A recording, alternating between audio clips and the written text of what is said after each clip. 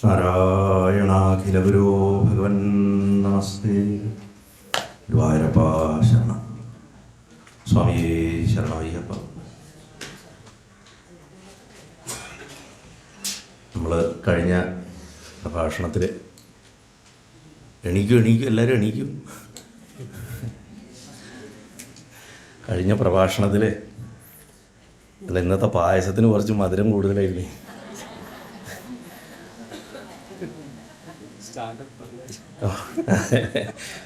അപ്പോൾ നാരായണ കവചം പറഞ്ഞു നിർത്തുമ്പോൾ ഞാൻ പറഞ്ഞിരുന്നു, ഇതിൽ ഒരു പ്രധാന മന്ത്രമുണ്ട്, അത് പറഞ്ഞു തരാമെന്ന്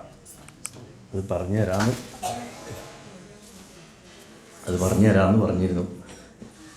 എന്തിനാ അങ്ങനെ പറഞ്ഞാൽ ഊണ് കഴിച്ചിട്ട് ഉടനെ ആരും തിരിച്ചു പോകാണ്ടിരിക്കാനാണ്. അങ്ങനെയല്ലേ നമുക്ക് പറഞ്ഞു നിർത്താൻ പറ്റുള്ളൂ. ഗുരുവായൂരപ്പ, നിങ്ങളൊക്കെ വളരെ ശ്രദ്ധയോടെ കേൾക്കണം. വളരെ എന്താ പറയുക, മനസ്സിന് വളരെ സന്തോഷം തരുന്ന ഓഡിയൻസ് അവിടെ, അതൊരു സംശയമില്ലേ. ഗുരുവായൂരപ്പ എല്ലാവരും അനുഗ്രഹിക്കണേ ഭഗവാനെ. ഇപ്പോൾ നാരായണ കവചത്തിൻ്റെ അവസാനത്തിൽ ഭഗവാൻ ഈ ശ്രീഹരിയുടെ രൂപത്തിനെ എങ്ങനെ കാണണം, നാരായണ കവചത്തിൻ്റെ അവസാനത്തിൽ ഭഗവാന്റെ നാമം, രൂപം, ആയുധം, ഭഗവാന്റെ വിശിഷ്ടരായിട്ടുള്ള പാർഷദഗണങ്ങൾ, ഇവരെല്ലാവരും ചേർന്നിട്ട് എൻ്റെ ബുദ്ധിയെ, എൻ്റെ ഇന്ദ്രിയങ്ങളെ, എൻ്റെ മനസ്സിനെ, എൻ്റെ പ്രാണനെ, ഇതിനെയൊക്കെ എല്ലാ ആപത്തുകളിൽ നിന്നും രക്ഷിക്കട്ടെ എന്ന് പറഞ്ഞിട്ട് പ്രാർത്ഥന വരും. 6-ാമത്തെ സ്കന്ധത്തിൽ 8-ാമത്തെ അധ്യായം 30-ാമത്തെ ശ്ലോകത്തിൽ അത് വരും. വളരെ പ്രധാനപ്പെട്ടൊരു പ്രാർത്ഥനയാണ്. അതിൻ്റെ അർത്ഥം ചിന്തിച്ചാൽ മനസ്സിലാവും. ഞാൻ ലൗകികത്തിലേക്ക്, അതായത് വിഷയത്തിലേക്ക് വഴുതി വീഴാതിരിക്കാൻ എന്തൊക്കെ സംരക്ഷണം എനിക്ക് വേണ്ടോ അത് ഭഗവാന്റെ ഈ ഫുൾ പാരഫർണീലിയ, അദ്ദേഹത്തിൻ്റെ ഫുൾ സെറ്റപ്പ് അവിടെ, അതെന്നെ രക്ഷിക്കട്ടെ എന്നാണ്. അത് കഴിഞ്ഞൊരു ശ്ലോകം വരും, 31-ാമത്തെ ശ്ലോകം. നാരായണ കവചം മുഴുവൻ മറന്നുപോയാലും അല്ലെങ്കിൽ കാണാപ്പാഠം പഠിക്കാൻ സാധിച്ചില്ലെങ്കിൽ ഈ ഒറ്റ ശ്ലോകം ദിവസം കാണാപ്പാഠം പഠിച്ച് ചെല്ലുക. യഥാ ഹി ഭഗവാനേവ വസ്തുതഃ സദസച്ചയത് സത്യേനാനേന സർവേ യാന്തു നാശമുപദ്രവ. 31-ാമത്തെ ശ്ലോകം.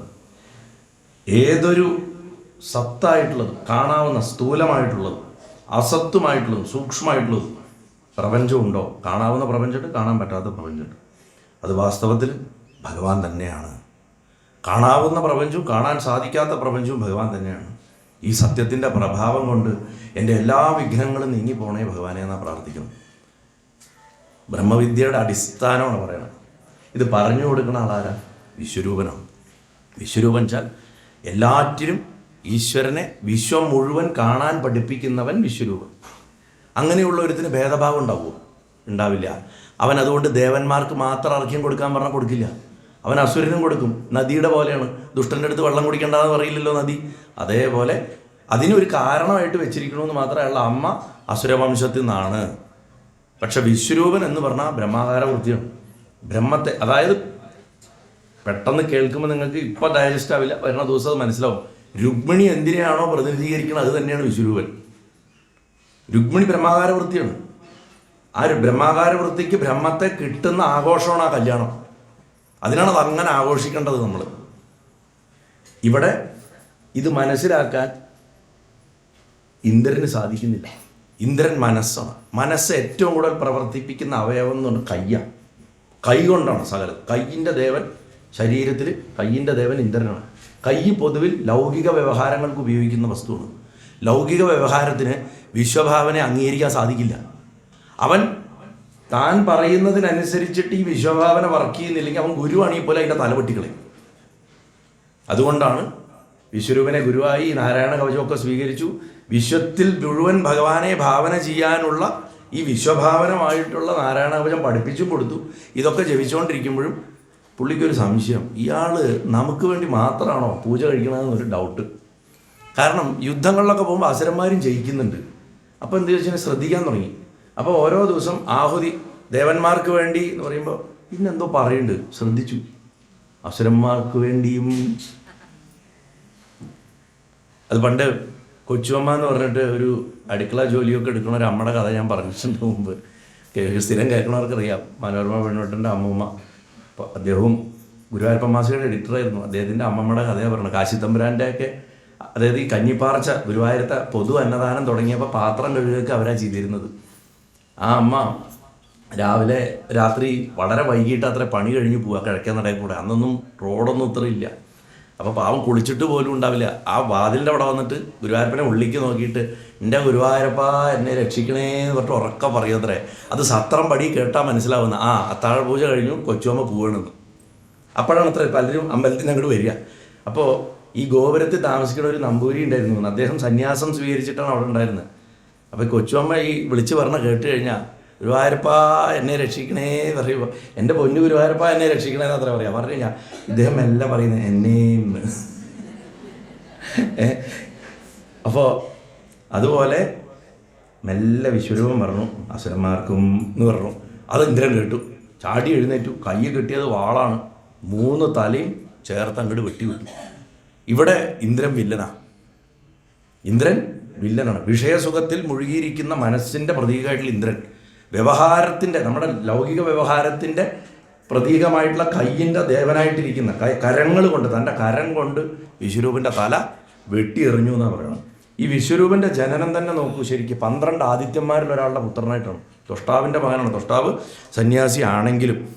അതുകൊണ്ട് നമ്മളിപ്പോൾ പറഞ്ഞു നിർത്തിയത് യഥാഹി ഭഗവാനേവ എന്നുള്ള ഈ മന്ത്രം മറ്റെന്തും അറിഞ്ഞില്ലെങ്കിലും കാണാപ്പാടം പഠിച്ച് അതിൻ്റെ അർത്ഥം വിചാരിക്കുക. സർവത്ര എല്ലാറ്റിലും ഏകാത്മഭാവന, വിശ്വഭാവന ചെയ്യണവൻ്റെ ദൃഷ്ടിയിൽ ഭഗവാൻ കാഴ്ചയ്ക്ക് കാണാൻ പറ്റണ രൂപമൊന്നും ഇല്ലെങ്കിലും തൻ്റെ മായ കൊണ്ട് ആഭരണങ്ങൾ അണിഞ്ഞ് ആയുധങ്ങൾ ധരിച്ച് നമുക്കിഷ്ടമുള്ള രൂപം എടുത്ത് ഇഷ്ടമുള്ള പേരിൽ, നാമത്തിൽ, ഹരിന്നോ വിഷ്ണുവെന്നോ എന്ത് വേണമെങ്കിലും, അച്യുതനോ, നമുക്കിഷ്ടമുള്ള രൂപത്തിൽ തൻ്റെ ശക്തികളെയൊക്കെ ധാരണ ചെയ്ത് നമ്മളെ വന്ന് രക്ഷിക്കും എന്നാണ് പറയണത്.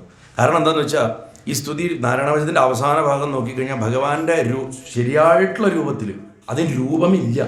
ഭഗവാന്റെ സ്വരൂപം എന്ന് പറഞ്ഞാൽ രൂപമില്ലായ്മയാണ്. യഥാർത്ഥ രൂപത്തിന് ഭഗവാൻ രൂപമില്ല. അതിന് നാമവും രൂപവും ഇല്ലെങ്കിലും ഭക്തന്മാർ പ്രാർത്ഥിച്ച ഭഗവാൻ തൻ്റെ മായയെ കൊണ്ട് ഒരു രൂപം എടുക്കുന്ന. അപ്പോൾ ഭഗവാന്റെ രൂപമായിട്ട് നമ്മൾ കാണുന്നത് പോലും മായയാണെന്ന് ഞാൻ കഴിഞ്ഞ ദിവസങ്ങളിൽ പറഞ്ഞിരുന്നു. ഈ രൂപങ്ങളൊക്കെ മായയാണ്. ഇതിനും അപ്പുറത്തേക്ക് കടക്കാൻ വേണ്ടിയിട്ടുണ്ട്. അപ്പോൾ 2 തരത്തിലാണ് ഭഗവാൻ ഭക്തസംരക്ഷണം ചെയ്യണത്. 2 തരം ഭക്തന്മാരുണ്ട്. അതിനനുസരിച്ചാണ് ഭക്തസംരക്ഷണം. ഒരു വിഭാഗം ആൾക്കാർ ഭഗവാനെ തന്നിൽ നിന്ന് വേറിട്ടതായിട്ട് കാണുന്നില്ല. അവർക്ക് കവചത്തിൻ്റെ ആവശ്യമില്ല. ജഡഭരതനെ ഭദ്രകാളി വന്ന് രക്ഷിക്കാൻ കാരണം അതാണ്. വിളിച്ചിട്ടല്ല വന്നത്. നേരെ മറിച്ച് നമ്മളിൽ നിന്ന് വ്യത്യസ്തനായിട്ട് ഭഗവാനെ കാണുമ്പോൾ നമ്മൾ വിളിക്കുക തന്നെ വേണം. That is up to us. നമ്മൾ എങ്ങനെ അപ്രോച്ച് ചെയ്യണോ അങ്ങനെയാണ്. അതിൽ തന്നെ ആ രൂപത്തിൽ നമ്മൾ ഉണ്ണിയായിട്ട് വിളിച്ചാൽ ഉണ്ണിയോട് പെരുമാറണം. അതിനെ ഇടയ്ക്കിടയ്ക്ക് കൊഞ്ചിക്കുകയും ഉമ്മ വയ്ക്കുകയോ ഒക്കെ ചെയ്തതിന് ശേഷം പിന്നെ പോയിട്ട് അതിൻ്റെ അടുത്ത് ഒന്ന് ചെയ്തു തരുമോ എന്ന് ചോദിക്കരുത്. ചെയ്തു തന്നോളാം എന്ന് പറയണം. കുട്ടികളോട് അങ്ങനെയല്ലേ പറയാൻ പാടുള്ളൂ. പക്ഷേ ആ ചെയ്ത് തന്നോളാം എന്ന് പറയുമ്പോൾ ഒരു ക്ലോസ് വെച്ച് പറയണം. ഭഗവാനെ എനിക്ക് അർഹതയുണ്ടെങ്കിൽ തരണം. അതാണ്. പിന്നെ പകൽ മുഴുവൻ ഉണ്ണിയായിട്ട് കൊണ്ടു നടന്നാലും രാത്രി കിടക്കാൻ പോകുമ്പോൾ പറയണം, പരബ്രഹ്മസ്വരൂപ നിന്നെ ഒരു കൊച്ചു കുട്ടിയായിട്ട് കാണുന്നതിൻ്റെ അപരാധത്തെ പൊറുക്കണേ എന്ന് പറഞ്ഞ് പ്രാർത്ഥിച്ചിട്ട് കിടക്കണം. ഗുരുവായൂരപ്പ. അത് മസ്റ്റായിട്ട് ചെയ്യണം. അതേമാതിരി ഏത് ഭാവത്തിലാണെങ്കിലും, കാമുകനായിട്ടാണെങ്കിലും ഭർത്താവായിട്ടോ സഹോദരനോ എന്തോ ഗുരുനാഥനോ എന്താണെങ്കിലും നമ്മളൊരു രൂപത്തിലേക്ക് ചുരുക്കുക ഭഗവാനെ. അതൊരു ക്രൈമാണ് ശരിക്കും. ആ ക്രൈമിന് ഒരു പ്രായശ്ചിത്തം നിത്യേന വേണ്ടതാണ്. അപ്പോൾ ആദ്യത്തെ ഭക്തിയിൽ ഭഗവാനിൽ നിന്ന് അഭിന്നമായിട്ട് കണ്ടു കഴിഞ്ഞാൽ ഭഗവാന്റെ സഹായം അഭ്യർത്ഥിക്കേണ്ട ആവശ്യമില്ല. അത് താനവിടെ നടക്കും. പക്ഷേ ഭഗവാനെ തന്നിൽ നിന്ന് ഭിന്നമായി കണ്ടു കഴിഞ്ഞാൽ ഭഗവാന്റെ സഹായം ഇടയ്ക്കിടയ്ക്ക് വേണം. മിക്കവാറും എല്ലാ ദിവസവും വേണം, എല്ലാ മണിക്കൂറും വേണം, എല്ലാ മിനിറ്റിനും വേണ്ടി വരും. അതുകൊണ്ട് മാക്സിമം വിളിച്ചുകൊണ്ടിരിക്കുക. ഇത് ചെയ്യേണ്ടത് വളരെ ആവശ്യമാണ്. എന്താണെങ്കിലും സകലതും ഭഗവാന്റെ സ്വരൂപമായിട്ട് കാണിച്ചു കൊടുക്കണ വിശ്വരൂപൻ്റെ ആശയത്തിനെ ഇന്ദ്രനെ പോലുള്ള ലോകവ്യവഹാരത്തിൽ ഉറച്ചു നിൽക്കുന്ന ഒരാൾക്ക് തിരിച്ചറിയാൻ സാധിക്കില്ല. അതുകൊണ്ട് എന്ത് ചെയ്തു? അത്തരം ജ്ഞാനം എനിക്ക് വേണ്ടാന്ന് പറഞ്ഞിട്ട് അങ്ങോട്ട് വെട്ടിക്കൊല്ലുകയാണ്. എല്ലാറ്റിനെയും സമമായിട്ട് കാണുക, എൻ്റെ ശത്രുവിനെയും സമമായിട്ട് കാണുക. എനിക്കത് അംഗീകരിക്കാൻ പറ്റില്ല. അങ്ങനത്തെ ഒരു ഗുരു എനിക്ക് വേണ്ട എന്ന് പറഞ്ഞ് സ്വന്തം ഗുരുനാഥൻ്റെ തലയർത്തോട്ട് ബ്രഹ്മഹത്യ ബാധിച്ചു വിശ്വരൂപന്, ഇന്ദ്രന്. ഈ ബ്രഹ്മഹത്യ ഇനി മൂർച്ഛിക്കാൻ പോണത് വൃത്രനെ കൊല്ലുമ്പോഴാണ്. ഗുരുവിനെ വധിച്ചു എന്നുള്ളൊരു മഹാഭാവം ഉണ്ടാക്കി വെച്ചു അങ്ങനെ. അതോടുകൂടി എന്തായി? ശക്തിക്ഷയം സംഭവിച്ചു. ദേവാദികൾക്ക് ശക്തിക്ഷയം സംഭവിച്ചു. ത്വഷ്ടാവ് വിവരം അറിഞ്ഞു. അദ്ദേഹം ഒരു ഭയങ്കര യാഗം നടത്തി ഇന്ദ്രനെ വധിക്കാൻ. ഇന്ദ്രൻ്റെ ശത്രുവായിട്ടുള്ളൊരു പുത്രൻ ഉണ്ടാവാൻ വേണ്ടിയിട്ടൊരു യാഗം നടത്തി. അത് ഇന്ദ്രശത്രു വർദ്ധയ എന്നുള്ള മന്ത്രത്തിൻ്റെ അവസാനത്തിൽ ചെല്ലിയത്രേ. പക്ഷേ ത്വഷ്ടാവിന് പോലും ആ വിഷമത്തിൻ്റെ പാരമ്യതയിൽ ഈ ഇന്ദ്രശത്രു എന്ന് പറയുന്നതിൻ്റെ ആക്സെൻറ്റ് മാറിപ്പോയി. ഇന്ദ്രനെ വധിക്കണവൻ ഉണ്ടാവണം എന്ന് പറഞ്ഞാൽ വരെ ഇന്ദ്രൻ വധിക്കണവൻ എന്നുള്ള സെൻസിലായി പോയി അത്ര അത് ഉച്ചരിച്ചത്. അതുകൊണ്ട് വൃത്രന് ഇന്ദ്രൻ്റെ കൈകൊണ്ട് മരണം ഉണ്ടായി എന്ന് പറയാറുണ്ട്. അതിപ്പോൾ ദേവിമഹാത്മ്യം വായിക്കുമ്പോൾ പുത്രം രക്ഷയ എന്നുള്ളതിനെ രാഭായായിട്ട് വായിച്ച ഒരമ്മയുടെ കഥയുണ്ട്. മകൻ മരിച്ചുപോയി, പുത്രം ഭക്ഷയ എന്ന് പ്രാർത്ഥിച്ചു. അപ്പോൾ അക്ഷരം വളരെ ശ്രദ്ധിച്ച് വേണം വായിക്കാൻ. അപ്പോൾ ഇങ്ങനെ ഈ നാരായണ കവചത്തിനെ എങ്ങനെ ധരിക്കണം എന്നൊക്കെ വിശ്വരൂപൻ വിസ്തരിച്ച് പറഞ്ഞു കൊടുക്കും. സുഖദേവൻ പറയും, ഏതൊരാൾ ഈ നാരായണ കവചത്തിനെ യോഗ്യമായിട്ടുള്ള സമയത്ത് കേട്ടിട്ട് ആദരപൂർവ്വം ധരിക്കുക എന്നാണ് പറയുക. കവചം ധരിക്കുകയും ചെയ്യുക, ജപിക്കുക എന്നല്ല പറയാം, ധരിക്കണോ. അവനെ സകല പ്രാണികളും നമസ്കരിക്കുന്നു. കാരണം അവൻ ബ്രഹ്മസ്വരൂപിയായി. അപ്പോൾ താനെ അർത്ഥമറിഞ്ഞ് ധരിച്ചവൻ വിഷ്ണു തന്നെ സ്വയം നാരായണനായി. അപ്പം അതുകൊണ്ട് അവനെ നമസ്കരിക്കും. മാത്രമല്ല അവനും ഒന്നിനും ഭയം ഉണ്ടാവില്ല. കാരണം നാരായണ കവചം ധരിക്കണ ഒരുത്തൻ ഒന്നിനെയും രണ്ടായി കാണില്ല. രണ്ടായി കാണുമ്പോഴാണ് ഭയം. ഇത് കംസനിൽ വരും. കൃഷ്ണൻ വധിക്കാനുള്ള കാലമെടുക്കുമ്പോൾ കംസൻ കണ്ണാടി നോക്കുമ്പോൾ രണ്ട് തലയുള്ളതായിട്ടൊക്കെ തോന്നും. കാണുന്നതൊക്കെ രണ്ടായി കാണും. ഒരു വിരൽ കാണിച്ച് ഇത് എത്രയാ എന്ന് ചോദിച്ചാൽ കംസൻ 2 പറയും. എന്തും രണ്ടായി കാണുന്നത് ദ്വൈതബുദ്ധിയാണ്. അത് മായ മൂർച്ഛിക്കുമ്പോഴാണ് സംഭവിക്കുക. അപ്പോഴാണ് ഭഗവാൻ അവതരിക്കുക. ഇത് കംസനിൽ വരും ഇനി. അപ്പോൾ ഇത്രയും പറഞ്ഞിട്ട് വിശ്വരൂപൻ ബ്രഹ്മനിഷ്ഠനായതുകൊണ്ട് അപരാധി അല്ല എന്ന്. കാരണം വിശ്വഭാവനനായിരുന്നു അയാൾ. അതുകൊണ്ട് അതിൻ്റെ പാപം വളരെയധികം വർദ്ധിച്ചു ഇന്ദ്രൻ. എന്താണെങ്കിലും ത്വഷ്ടാവ് നടത്തിയ യാഗാഗ്നിയിൽ നിന്ന് അസുരരൂപിയായിട്ടുള്ളൊരു ഭയങ്കര സത്വം പുറത്തേക്ക് വന്നു. വിശ്വരൂപൻ എന്ന് പറയുന്നത് ബ്രഹ്മാകാര വൃത്തിയായിരുന്നെങ്കിൽ ഇപ്പം അഗ്നിയിൽ നിന്ന് വന്നത് സംസാരവൃത്തിയാണ്. നമ്മുടെ വാസനകളുടെ രൂപത്തിലുള്ള വാസനാവൃത്തികളുടെ രൂപത്തിലുള്ള ഒരു രൂപത്തിലാണ് പുറത്തു വന്നത്. അതുകൊണ്ട് അവനെ വൃത്രൻ എന്ന് വിളിച്ചു. പക്ഷെ പൂർവത്തിൽ മഹാഭക്തനായിരുന്നത് കൊണ്ട് ഈ ജന്മത്തിൽ അയാൾക്ക് അതിൻ്റെ എന്താ പറയുക ഭാഗതയം വെച്ചിട്ടുണ്ടായിരുന്നു. കാരണം മോക്ഷമാണ് ഇത് കഴിഞ്ഞാൽ. ഏനാവൃത ഇമേ ലോക തമാസത്വ അഷ്ടഭൂർത്തിന സവൈവൃത്ര ഇതി പ്രോക്ത പാപ പരമദാരുണ. തമോ ഗുണം മാക്സിമം നിറഞ്ഞു നിൽക്കുന്ന ത്വഷ്ടാവിൻ്റെ ഈ പുത്രൻ എല്ലാ ലോകങ്ങളിലും ഒരു പുക പോലെ ആവരണം ചെയ്തു. ലോകത്തിന് മുഴുവൻ ആവരണം ചെയ്യണം എന്താ? വാസനാരൂപമായിട്ടുള്ള വൃത്തി. നമുക്ക് അങ്ങനെ വേണം, ഇങ്ങനെ വേണം, മനുഷ്യൻ്റെ ആഗ്രഹങ്ങൾ. ഒന്ന് ആലോചിച്ച് നോക്കും. നമ്മളിപ്പോൾ ഇവിടെ ഈ റൂമിൽ ഇരിക്കുന്നുണ്ട്, എത്ര ഫോൺ കോളുകൾ ഇവിടെ പോകുന്നുണ്ടാവും അന്തരീക്ഷത്തിൽ. ഒരു ക്ഷേത്രത്തിൻ്റെ അകത്ത് പോലും നമ്മൾ സാധാരണ ഉച്ചരിക്കാത്ത വാക്കുകളും പ്രവൃത്തികളും അടക്കം ഈ ഫോൺ കോളുകളിൽ കൂടെ ഇവിടെ പോയിക്കൊണ്ടിരിക്കുന്നുണ്ട്. നമ്മുടെ അന്തരീക്ഷം പോലും എത്രമാത്രം ദുഷിച്ചതാണ്. അപ്പോൾ ആലോചിച്ച് നോക്കൂ, മനുഷ്യൻ്റെ മനസ്സെന്ന് വരുന്ന ഒരു റേഡിയേഷൻ എന്തായിരിക്കുന്നു. എത്രയെത്ര ജനങ്ങളുടെ എത്രയെത്ര ചിന്തകളുടെ തരംഗങ്ങൾ ഒഴുകി നടക്കുന്നുണ്ടാവും. ഇത് മുഴുവൻ ചൈതന്യത്തിനെ ബാധിക്കും. അത് മനസ്സിലാക്കാൻ സാധിക്കും. നമ്മൾ തിങ്ക് ചെയ്ത് കഴിഞ്ഞാണ്ടല്ലോ ഒരു എത്തും പിടിയും കിട്ടൂല അതിന്. അപ്പോൾ വൃത്രൻ എന്ന് പറഞ്ഞാൽ ഈ വ്യാപനമാണ്, ഈ വൃത്തികളുടെ വ്യാപനമാണ്. അത് മനസ്സിലാക്കാൻ വേണ്ടിയിട്ടൊരു എക്സാമ്പിൾ ഞാൻ പറഞ്ഞു എന്നേ ഉള്ളൂ. അപ്പോൾ ജീവൻ്റെ ഉള്ളിൽ അനേക പ്രകാരത്തിലുള്ള സങ്കല്പങ്ങൾ ഉണ്ടാവുന്നുണ്ട്.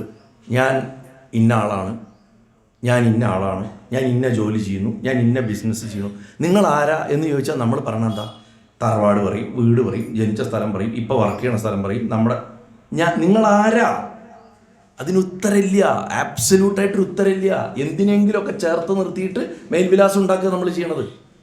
നിങ്ങളാരാന്ന് ചോദിച്ചാൽ വീണ്ടും ചോദിച്ചാൽ തനിക്കെന്താ പ്രാന്തുണ്ടോ? താനെന്താ എന്നോട് പിന്നെയും പപ്പു പറഞ്ഞ മാതിരി താനാരാണെന്ന് തനിക്കറിയില്ലെങ്കിൽ താൻ എന്നോട് ചോദിക്കുന്നത് എന്ന് പറയില്ല. അതുപോലുള്ളൊരു അവസ്ഥയോ അത്.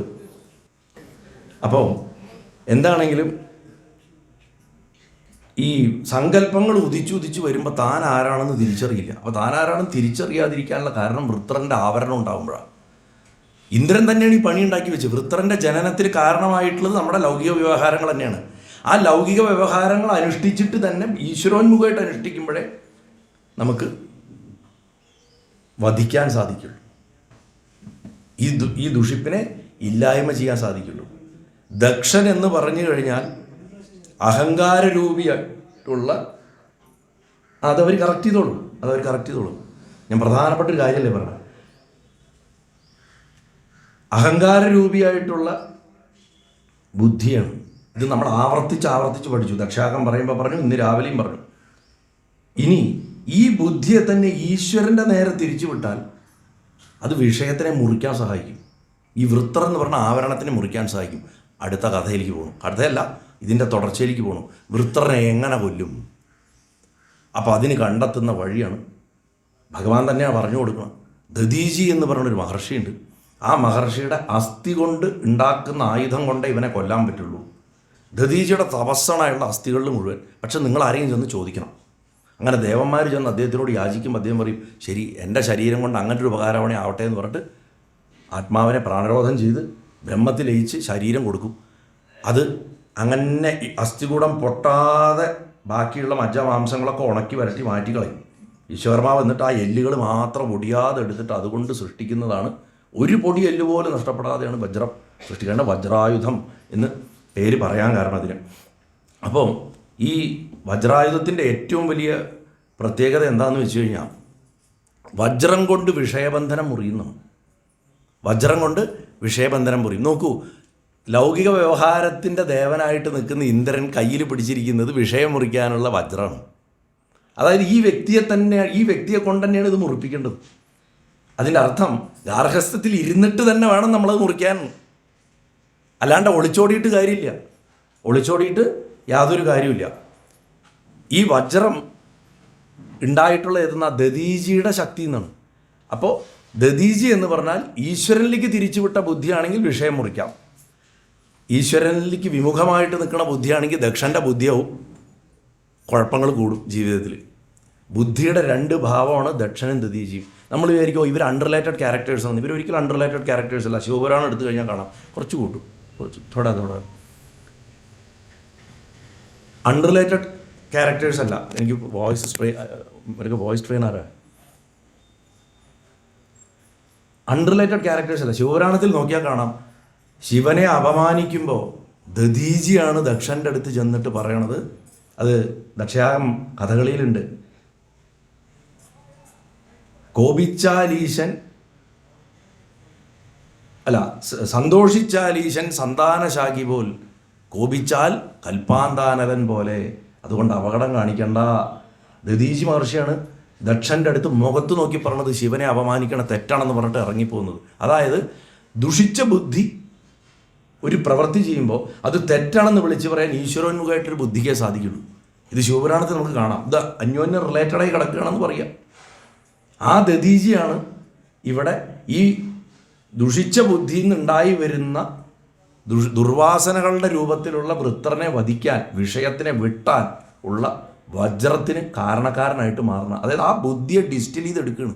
ബുദ്ധിയുടെ സ്ട്രക്ചറാണ് അതിൻ്റെ അസ്ഥികൂടം. ഹൗ അവർ തോട്ട് പ്രോസസ് ഈ സ്ട്രക്ചർ. ചിലർ പറയും നിങ്ങൾ എന്തും ഇങ്ങനെ തിരിച്ചാലോചിക്കണമെന്ന് ചോദിക്കും നമ്മൾ ചില ആൾക്കാരോട്. നമ്മൾ എന്ത് നല്ല പറഞ്ഞാലും അവർ അതിലൊരു നെഗറ്റീവ് കാണും. അത് അവരുടെ ബ്രെയിനിൽ അങ്ങനെയാണ് വയേർഡായിരിക്കുന്നത്. നമ്മളിപ്പോൾ ഇപ്പോഴത്തെ കുട്ടികളൊക്കെ പഠിക്കുന്നുണ്ട് NLP എന്നൊക്കെ പറയും, ന്യൂറോ ലിംഗ്വിസ്റ്റിക് പ്രോഗ്രാമിങ്. ഈ പല മെൻ്റൽ ഷോക്കുകൾ, ട്രോമയൊക്കെ മാറാൻ വേണ്ടിയിട്ട് അതിലെന്താ ചെയ്യണത്? ന്യൂറോൺസിനെ റീവയർ ചെയ്യണം, സ്ട്രക്ചർ മാറ്റിവിടുകയാണ്. ഈ സ്ട്രക്ചറാണ് ഈശ്വരോന്മുഖമായിട്ട് നിന്ന ബുദ്ധിയുടെ സ്ട്രക്ചറാണ് ഇവിടെ വജ്രം. ആ സ്ട്രക്ചറിന് അത്രയും പവറായിരിക്കും. അതുകൊണ്ടാണ് അദ്ദേഹത്തിൻ്റെ അസ്ഥികൂടത്തിന് ഇത്ര പവർ പറയുന്നത്. അങ്ങനെ ആ വജ്രം ഉണ്ടാക്കി വൃത്രനാണെങ്കിൽ ലോകം മുഴുവൻ മൂടി, ജനങ്ങളൊക്കെ പ്രശ്നത്തിലായി, ദേവലോകമൊക്കെ ആകെ കഷ്ടത്തിലായി. അങ്ങനെ ഇന്ദ്രൻ ചെന്നിട്ട് വൃത്രനെ യുദ്ധത്തിന് വിളിക്കും. യുദ്ധത്തിന് വിളിച്ചിട്ട് അതിഘോരമായിട്ടുള്ള യുദ്ധമാണ്. ആ സമയത്ത് ഇന്ദ്രൻ ആദ്യം കരുതുന്നത് ഇതൊരു രാക്ഷസൻ, ഇതൊരു വെറും അസുരൻ, അത്രയൊക്കെ ചിന്തിക്കുന്നുള്ളൂ. പക്ഷെ കുറച്ച് കഴിയുമ്പോൾ മനസ്സിലാവും ഇത് ചില്ലറക്കാരനല്ല, പരാക്രമം മാത്രമല്ല, അറിവ്, ബ്രഹ്മജ്ഞാനിയാണ് ഈ നിൽക്കുന്നത് തൻ്റെ മുന്നിൽ എന്ന് മനസ്സിലാവും. കാരണം അതിൻ്റെ അവസാനത്തിൽ ഈ യുദ്ധം അങ്ങോട്ട് മൂർച്ഛിക്കുമ്പോൾ ഈ വൃത്രൻ്റെ കൈകൾ വെട്ടിയും കഴുത്ത് വെട്ടി ഈ ഇവിടെയൊക്കെ മുറിക്കും. വൃത്രൻ്റെ കഴുത്ത് മുറിക്കാൻ വജ്രം എടുത്തത് 6 മാസമായിട്ടാണെന്നാണ്. അതായത് ഇത് മുറിച്ച് തീരണ്ടേ അത്രയും. ഞാൻ മുമ്പ് എനിക്ക് വേണമെങ്കിൽ കഴിഞ്ഞ വലിയ പാലക്കാട് നടന്ന നമ്മുടെ സപ്താഹത്തിൽ ഞാൻ ഈ വൃത്രനെ വധിക്കണ ഭാഗം വിസ്തരിച്ചിട്ടുണ്ട്. അത് അപ്ലോഡായിട്ടില്ല. അതിപ്പോൾ വൈകാണ്ട് വരും. അതിൽ കേട്ടാൽ അറിയാം. ആ യുദ്ധം വർണ്ണിച്ചിട്ടുണ്ട് വിസ്തരിച്ചിട്ട്. അത്രയും ഭയാനകമായിട്ടുള്ള മാഗ്നിഫിഷ്യൻ്റ് ആയിട്ടുള്ളൊരു ശരീരമാണ് വൃത്രൻ്റെ. പക്ഷെ അവസാനം വൃത്രം പറയണതാണ് ഇന്ദ്രൻ്റെ കണ്ണ് തുറപ്പിക്കണം. നീയെ ചെയ്യണത് നിൻ്റെ പ്രവൃത്തി, നിൻ്റെ തെറ്റുമറയ്ക്കാനുള്ള യുദ്ധമാണ് നീ ചെയ്യണത്. അതായത് എൻ്റെ ചേട്ടനെ നീ കൊന്നു, ഞാൻ നിന്നെ അതിന് പ്രതികാരം ചോദിക്കാൻ വരുമ്പോൾ നിനക്ക് രക്ഷപ്പെടാൻ വേണ്ടിയിട്ടാണ് നീ തെറ്റ് ചെയ്യണത്. ഞാൻ തെറ്റല്ല ചെയ്യണം, ഞാൻ എൻ്റെ അച്ഛൻ പറഞ്ഞത് അനുസരിക്കണം. എൻ്റെ അച്ഛൻ എന്നെ സൃഷ്ടിച്ചത് എൻ്റെ ചേട്ടൻ്റെ ചോരയ്ക്ക് പകരം ചോദിക്കാനാണ്. ഞാൻ ധർമ്മ ചെയ്യണം. അതുകൊണ്ട് എനിക്ക് പേടിയൊന്നുമില്ല നിൻ്റെ അടുത്ത് യുദ്ധം ചെയ്യാൻ. ഞാനിതിൽ മരിച്ചാൽ ഞാൻ ശ്രീഹരിയുടെ പാദത്തിൽ ചേരുന്നവർ. ആ പാദത്തിൽ ചേരുന്ന പറഞ്ഞിട്ടില്ല, നിൻ്റെ വജ്രത്തിൻ്റെ വേഗത കൊണ്ട് എൻ്റെ ഈ വിഷയഭോഗ രൂപമുള്ള ഈ ശരീരം ഉണ്ടല്ലോ, ഇതിൽ ഞാൻ കെട്ടുപെട്ട് കിടക്കുകയാണ്. അത് മുറിച്ച് ആ ശരീരം ഉപേക്ഷിച്ചതിന് ശേഷം ഇന്ദ്ര, ഞാൻ യോഗികളുടെ ഗതിയെ പ്രാപിക്കുന്നവരാണ്. ഇത്ര കോൺഫിഡൻ്റ് ആയിട്ട് ഇന്ദ്രൻ്റെ മുഖത്ത് നോക്കിയിട്ട് പറയാൻ വൃത്രാസുരൻ അല്ലാണ്ട് ഒരു അസുരൻ ഉണ്ടായിട്ടില്ല. അവിടെ വജ്രം കൊണ്ട് വിഷയവന്തനം മുറിയുന്ന ഉറപ്പിച്ച് പറയണം.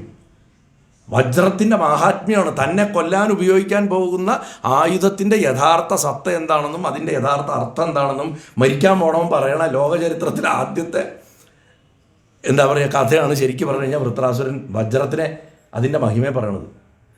അങ്ങനെ മുറിക്കുമ്പോൾ എന്താ സംഭവിക്കുക? ആ ബുദ്ധി ഭഗവാന് സമർപ്പിതമാവും. അപ്പോൾ വിഷയരൂപത്തിൽ നിൽക്കുന്ന വൃത്രൻ തൻ്റെ ബുദ്ധിയെ ഭഗവാന് സമർപ്പിക്കുമ്പോൾ വജ്രത്തിന് പിന്നെ ഒന്നും തൊടേണ്ട ആവശ്യമുള്ളൂ. അതിനെ താന മോക്ഷത്തിലേക്ക് അത് പോവും. ഈ ഭഗവത്വോന്മുഖമായിട്ടുള്ള ബുദ്ധി കിട്ടാനാണ് കൂടപ്പറപ്പുകളെ നമ്മൾ ദിവസം ഗായത്രി ചെല്ലണത്. ധീമഹി ധീമഹി ധീ, ആ ധീക്ക് വേണ്ടിയിട്ടാ. അതാണ് ഭാഗവതം പറഞ്ഞത്, സത്യം പരം ധീമഹി. എൻ്റെ ബുദ്ധിയിൽ ഇത് ഉറപ്പിച്ചതാ, ബുദ്ധിയിൽ ഉറപ്പിച്ച ആ ബുദ്ധിതാ ഈശ്വരോന്മുഖമായിട്ട് ഗുരുവായൂരപ്പനെ മനസ്സിലാക്കാനും അറിയാനും ഉള്ളൊരു ബുദ്ധിത എന്നാണ് പറയണത്. അതിനെയാണ് നമ്മൾ ജ്ഞാനം എന്ന് പറയണത്. നീ എൻ്റെ ചേട്ടനെ കൊന്നവനാണ്, അതുകൊണ്ട് ഞാൻ നിന്നോട് ഇന്ന് പകരം ചോദിക്കും എന്ന് പറഞ്ഞിട്ട് വൃത്രാസുരൻ ഇന്ദ്രൻ്റെ മേലെ അത്യുഗ്രമായിട്ടുള്ള ആക്രമണം അഴിച്ചുവിടുകയാണ്. ആ അഴിച്ചുവിടുന്നതിൻ്റെ മുന്നോടിയായിട്ട് അദ്ദേഹം 4 ശ്ലോകങ്ങളെ കൊണ്ട് ഭഗവാനെ സ്തുതിക്കും. ഞാൻ മുഴുവൻ പറയുന്നില്ല, പക്ഷേ എനിക്ക് ഈ ശ്ലോകങ്ങൾ വളരെ ഇഷ്ടമാണ്. അതുകൊണ്ട് ആദ്യത്തെ ഒരു ശ്ലോകം മാത്രം ചെല്ലാം. ആ സ്തുതി: അഹം ഹരേ തവ പാദൈകമൂല ദാസാനുദാസോ ഭവിദാസ്മി ഭൂയ മന സ്മരേദാസുപതേർഗുണാംസ്തേ ഗൃണീതവകർമ്മ കരോതുകായ. ഭാഗവതത്തിലെ എല്ലാ സ്തുതികളും മഹത്തരാണ്. വൃത്രൻ്റെ സ്തുതിക്ക് ഒരു വിശേഷമുണ്ട്. ഒരു അസുരൻ തൻ്റെ മരണത്തിന് മുന്നിൽ കാണുന്ന സമയത്ത് ഇമാതിരി ഭഗവാനെ സ്തുതിക്കണം. അല്ലയോ ഭഗവാനെ, ഞാൻ സദാ അങ്ങയുടെ ചരണാശ്രിതന്മാരായിട്ടിരിക്കുന്ന ദാസന്മാരുടെ ദാസനായി മാറണമെന്ന്. ഭഗവാന്റെ ദാസൻ്റെ ദാസനാവണമെന്നാണ് യുധിഷ്ഠിരൻ പറഞ്ഞത്. അതേപോലെ ഇവിടെ പറയണം, എനിക്ക് അങ്ങയുടെ സേവകൻ്റെ സേവകനാവണം എന്ന് പറഞ്ഞിട്ട് ഫസ്റ്റ് ലൈൻ വേണേ. എല്ലാവരുടെയും പ്രാണനാഥനായിട്ടുള്ള നിന്നെ എനിക്ക് സദാ എൻ്റെ മനസ്സിൽ സ്മരിക്കണം. നോക്കൂ, മരണസമയത്ത് എന്താ ചിന്തിക്കാൻ പോകണം? എന്നിട്ട് യുദ്ധത്തിനിറങ്ങണം, വെട്ടി മരിക്കാൻ പോവുക, ചാവേറ. പക്ഷെ മരണസമയത്ത് ഇന്ദ്രനോട് വിരോധമല്ല, അച്ഛനെ ഏൽപ്പിച്ച കർമ്മം താൻ ചെയ്യണു, അത് താ ഭഗവാന് സമർപ്പിച്ചുകൊണ്ട് ഞാൻ ചെയ്യണു എന്ന് പറഞ്ഞിട്ടാണ് അങ്കത്തട്ടിലേക്ക് ഇറങ്ങണത്. എൻ്റെ വാണി, എൻ്റെ നാക്ക്, എൻ്റെ വാക്കുകൾ സദാ നിൻ്റെ ഗുണഗാനങ്ങൾ ചെയ്യട്ടെ ഭഗവാനെ, എൻ്റെ ശരീരം നിൻ്റെ സേവ ചെയ്യട്ടെ എന്ന് പറഞ്ഞിട്ട് അങ്ങോട്ട് ഇറക്കുക. അത് ശരിക്കും പറഞ്ഞു കഴിഞ്ഞാൽ പ്രഹ്ലാദനിൽ പോലും അപൂർണമായിട്ട് നമ്മൾ നാളെ കാണാൻ പോകണം. നോക്കൂ, അസുരക്കുട്ടിയുടെ ഭക്തിയെ പറയാൻ പോണ കഥയ്ക്ക് മുമ്പ് ഒരു അസുരൻ്റെ ഭക്തി പറഞ്ഞിട്ടാണ് അടുത്തത് കയറാൻ പോണത്. ഇനി പ്രഹ്ലാദൻ്റെ കഥയിലേക്കാണ്. അതിനു മുമ്പ് ഇട്ടുകൊടുക്കുകയാണ്, ജന്മമല്ല ഭക്തിക്കാധാരം. എവിടെ ജനിച്ചാലും ഏത് തരത്തിൽ ജനിച്ചാലും ഭഗവാനിലേക്കുള്ള വഴി അത് പൂർവ്വ സംസ്കാരത്തിൻ്റെ ഭാഗമായിട്ട് തുറന്നിട്ടുണ്ടാവും. ഈ ശ്ലോകം ഈ അഹം ഹരേ എന്നുള്ളതിൻ്റെ പ്രാധാന്യം എന്താ വെച്ചാൽ ഇതിൽ ശരണാഗതിയുടെ പരിപൂർണ രഹസ്യം ഇതിൻ്റെ അകത്തുള്ളത്. 6 തരം ശരണാഗതിയാണ്. ഒന്ന്, ഭക്തിക്ക് വിപരീതമായിട്ടുള്ള സങ്കല്പങ്ങൾ ചെയ്യാണ്ടിരിക്കുക, ഭക്തിക്ക് വിപരീതമായിട്ട് ചിന്തിക്കാതിരിക്കുക. അതാണ് ശരണാഗതർ ഒന്നാമത്തെ രീതി. 2, എല്ലാ കർമ്മങ്ങളും ഭഗവാന്റെ പ്രീതിക്ക് ചെയ്യുക, അത് നമുക്ക് അറിയുന്ന രീതി. ഭഗവാൻ എന്നെ രക്ഷിച്ചു കൊള്ളും ഏതവസ്ഥയിലും എന്നുള്ള ഉത്തമ വിശ്വാസം ഉണ്ടാവുക, ഇത് 3ാമത്തെ രീതി. 4ാമത്തത്, ഭഗവാൻ എൻ്റെ സ്വന്തമാണ് ഗുരുവായൂരപ്പൻ എന്ന് ചിന്തിക്കാൻ സാധിക്കുക, 4ാമത്തത്. 5, ഭഗവാന്റെ അടുത്ത് മാത്രം ദീനനായി പെരുമാറുക.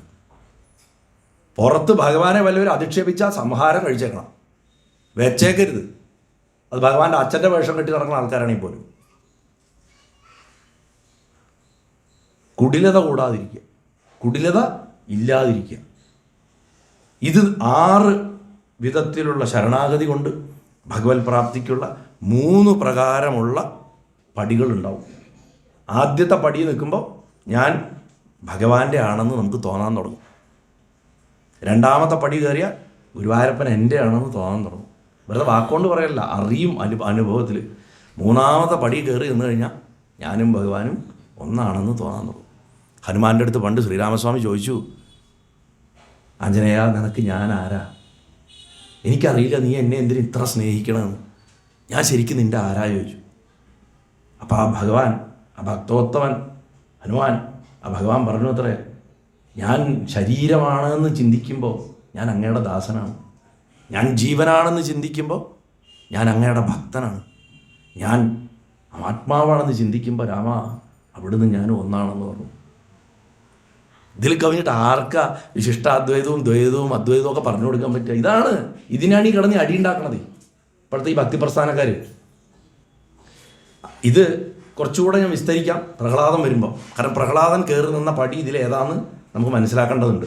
എന്താണെങ്കിലും ആ നാഗപൃഷ്ടം ന ച പാരമേഷ്ട്യം ന സാർവഭൗമം ന രസാധിപത്യം എന്നൊക്കെ പറഞ്ഞു. എനിക്ക് ഒരു പദവിയിലും മോഹമില്ല, എനിക്ക് ഒരു ലോകത്തിൻ്റെ അധിപനൊന്നും ആവണ്ട. ഇന്ദ്രൻ നടക്കണതിൻ്റെയൊക്കെ ആവശ്യം എൻ്റെ ജോലി എൻ്റെ അച്ഛൻ പറഞ്ഞ് ഞാൻ ചെയ്യണം.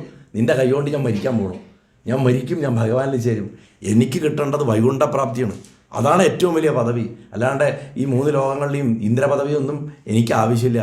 വാസ്തവത്തിൽ നീ എൻ്റെ അടുത്ത് യുദ്ധം ചെയ്യുന്നത് വൃഥാവിലാണ് എന്ന് പറഞ്ഞിട്ട് ഇന്ദ്രനെ അങ്ങോട്ട് വിഴുങ്ങി, ഐരാവതത്തോട് കൂടിയിട്ട് അങ്ങോട്ട് വിഴുങ്ങി.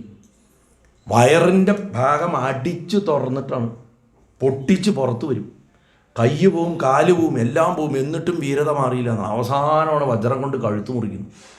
ആ കഴുത്ത് മുറിക്കുമ്പോൾ വൃത്രൻ്റെ തേജസ് ഭഗവാനിൽ ലയിച്ചു ചേർന്നു എന്ന് പറയണം. ഇതോടുകൂടി ഇന്ദ്രനെ അതിഘോരമായിട്ടുള്ള ബ്രഹ്മഹത്യ ബാധിക്കും. അത് പിന്നീട് അശ്വമേധയാഗമൊക്കെ കഴിച്ചിട്ടാണ് മൂപ്പര് അതിന്ന് രക്ഷപ്പെടണത്. എങ്ങനെയാണെങ്കിലും ആ കഥ പറഞ്ഞതിന് ശേഷം വൃത്രൻ എന്ന് പറയുന്ന ആ വലിയ മഹാത്മാവ്, വൃത്രൻ്റെ കഥ എന്ന് പറഞ്ഞാൽ വൃത്രാരി എന്നുള്ള വാക്കൊന്നും ഭാഗവതത്തിലല്ല ആദ്യം വരണത്, ഋഗ്വേദത്തിലുള്ളതാണ്. വൃത്രൻ്റെ കാര്യം ഋഗ്വേദത്തിലുള്ളതാണ്. വേദത്തിൽ പറയുന്ന കഥാപാത്രമാണ് വൃത്രൻ. ഇന്ദ്രൻ വൃത്രനെ വധിച്ചത് വളരെ വിസ്തരിച്ച് പറയുന്നുണ്ട്. ആ വൃത്രൻ്റെ പൂർവ്വകഥ പിന്നീടാണ് പറഞ്ഞത്. അത് ഭാഗവതത്തിൻ്റെ ഒരു സ്റ്റൈലാണ്. നമ്മൾ പറയില്ലേ അത് എൻ്റെ ഒരു സ്റ്റൈലാന്ന് പറയുന്ന മാതിരി വ്യാസമഹർഷിയുടെ ഒരു സ്റ്റൈലാണത്. ആദ്യം കാര്യം പറയും, എന്നിട്ടും അതിൻ്റെ കാരണം പറയും. അപ്പോഴേ അത് ആൾക്കാരുടെ മനസ്സിൽ കയറുള്ളൂ. വൃത്രൻ എങ്ങനെ, നമ്മൾ അത്ഭുതപ്പെടുക, ഒരു അസുരൻ എങ്ങനെ ഇങ്ങനെ സാധിച്ചു എന്ന് ചിന്തിക്കുകയാണ്. അടുത്തതിന് അസുരക്കുട്ടിയുടെ കഥയാണ് പറയാൻ പോകണം. അപ്പോൾ അതിന് മുമ്പുള്ള ഇൻട്രോ പോർഷനിലാണ് വൃത്രൻ്റെ കഥ പറഞ്ഞു വെച്ചിരിക്കുന്നത്.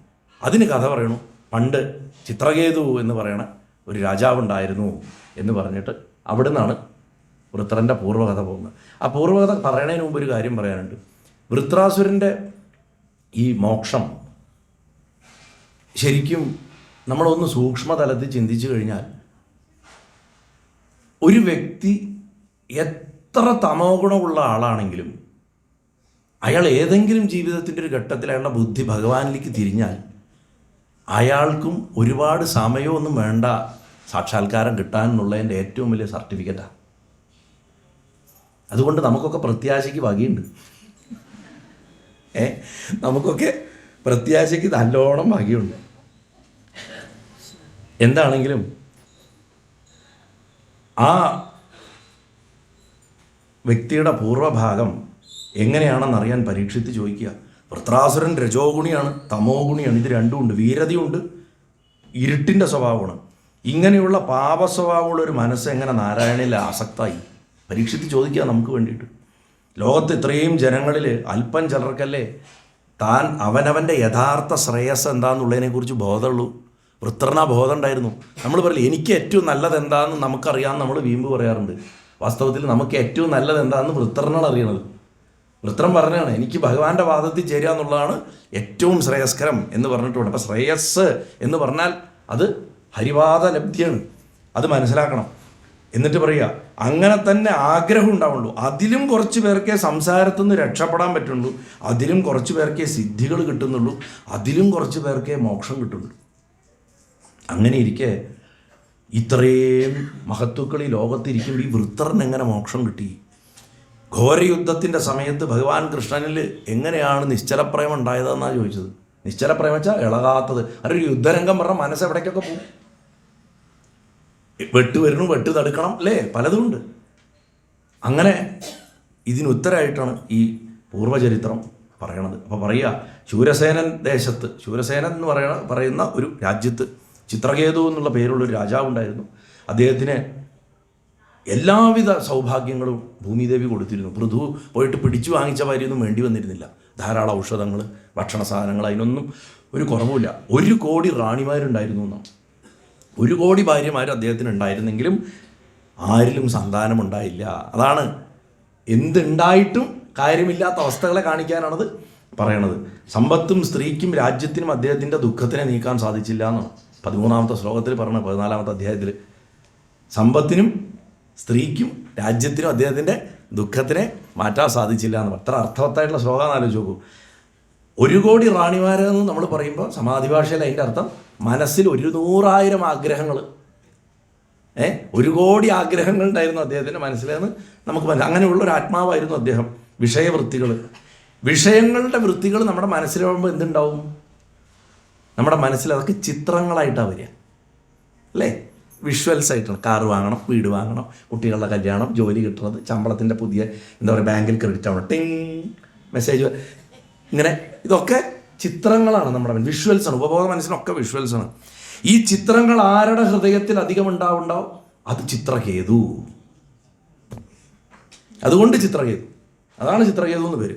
അങ്ങനെ മനുഷ്യരിൽ 3 തരം ആഗ്രഹങ്ങളാണ്. ഈ 1 കോടി ആഗ്രഹങ്ങളെ നമുക്ക് 3 എണ്ണത്തിലേക്ക് ക്ലാസിഫൈ ചെയ്യാം, 3 കാറ്റഗറി ആക്കിയിട്ട് അത്യാവശ്യം വെക്കാം. ഇത് 5 മിനിറ്റ് ഫാസ്റ്റാണ്.